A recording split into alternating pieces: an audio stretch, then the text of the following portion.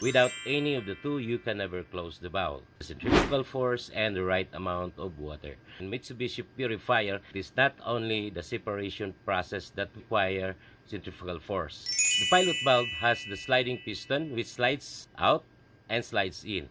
Centrifugal force forces the sliding piston of the pilot valve outward. As it is sliding outward, it seals off against the valve sheet.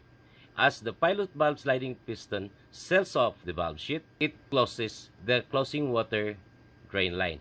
When you inject closing water, the centrifugal force will assess that water and lift up the sliding valve against the main seal ring. And now we talk about how the valve is opened.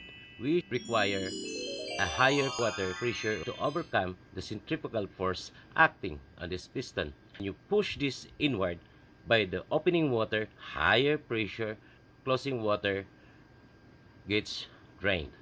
As the water gets drained, this sliding valve drops. So I'm gonna explain to you why do we need to examine this drain nozzle, because it also plays vital role in opening and closing of your valve. As the opening water is injected to slide inward the sliding piston, at the same time there is water that is draining off via the drain nozzle. We don't require this during opening, but during closing, we do require the function of this drain nozzle because it acts as the relieving function. When you don't have a relieving function here, the water will be trapped inside.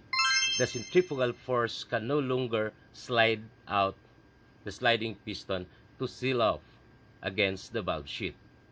If you have drain nozzle that is oversized, your opening water pressure here will be less and unable to overcome the centrifugal force acting on the sliding piston of the pilot valve. I always recommend to check drain nozzle regularly as part of the pilot valve maintenance.